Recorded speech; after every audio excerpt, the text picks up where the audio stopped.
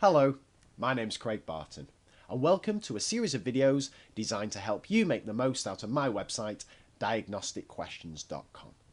Now in this video, we're going to take a look at what I hope will grow to be one of the most useful functions of the website, and that's to allow teachers to identify misconceptions before they actually go into the classroom to teach a given topic. And I remember when I first started my teaching career and I was about to teach certain topics for the first time, I had no idea the kind of mistakes students were going to be making. And I just had to kind of learn as I was going and discover misconceptions as they became apparent.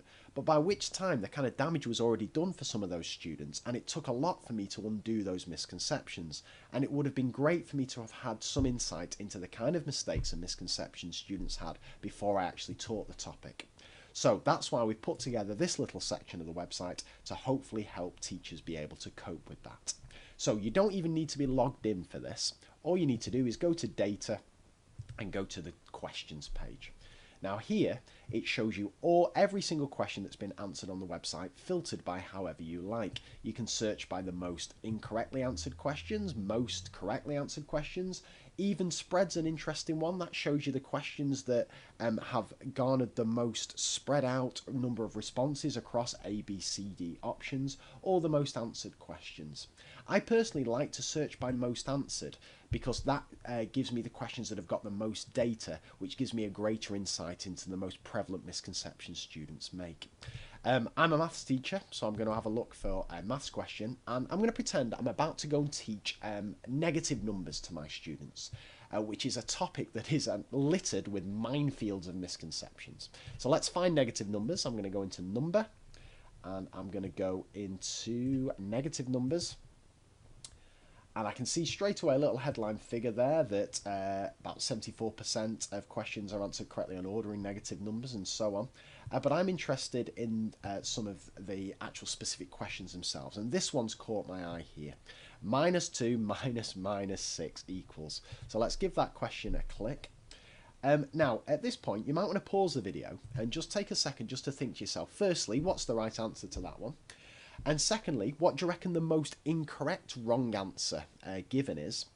And thirdly, what do you reckon some of the reasons students give for the incorrect answers are? And when you're ready, just resume the video. Okay, welcome back.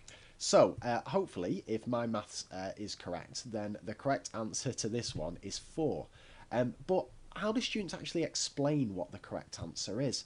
Well, if you just scroll down, you get some of the explanations that students have given, and these are real-life explanations given by real-life students, how they explain it. So here's one. Now, I'm not a huge fan of this because 2 minuses make a plus, but I quite like this. So it would be -2 add 6, which would give an answer of 4.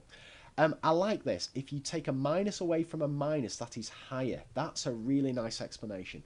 And for me as a teacher, I like this because firstly, it gives me a sense of what the most popular explanations are. But more importantly, it gives me different ways of explaining things. So if I try an explanation myself and a student says to me, as they often do, I don't have a clue what you're going on about here, sir, I can say, well, how about this? How about this? How about this? And I can actually use explanations given by students.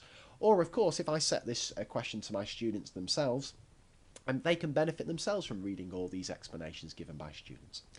But what is perhaps even more useful from that is from reading why students have gone for the wrong answers. Because if I click on advanced here, let's just call up some statistics and let's go for some percentages. I can see that 10% of students go for A, 8% go for B, and 9% go for C. Now that may not seem so significant, but if students have got misconceptions with negative numbers, it's going to mess them up when it comes to algebra, possibly with coordinates, rearranging formula, all that kind of thing. So the misconceptions that need sorting out.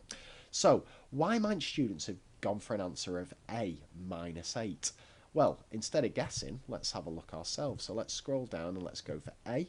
And here we can actually read reasons that students have given. When you -2 minuses, it increases in negativity. That's a really interesting way of explaining it. It gives me a great insight into why my students have gone for that. -2 takes 6 is 4 and gets closer to 0. Absolutely fascinating. Students explaining in their own words why they've gone for those particular answers. And I could literally, I mean, I'm a big maths geek. I could literally do this all day. So let's have a look at the next incorrect answer of B. Why would students have gone for B?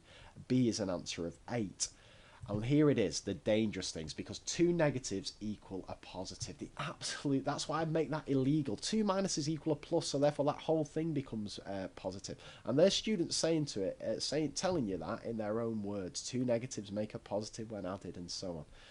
C's interesting. Why would they have gone for -4? Not many did, 9% of students, but let's have a look why they did go for -4. And again, fascinating. We can read it. 6 take 2 is 4, but because it's a minus, it's the other way around, so the result is just a minus.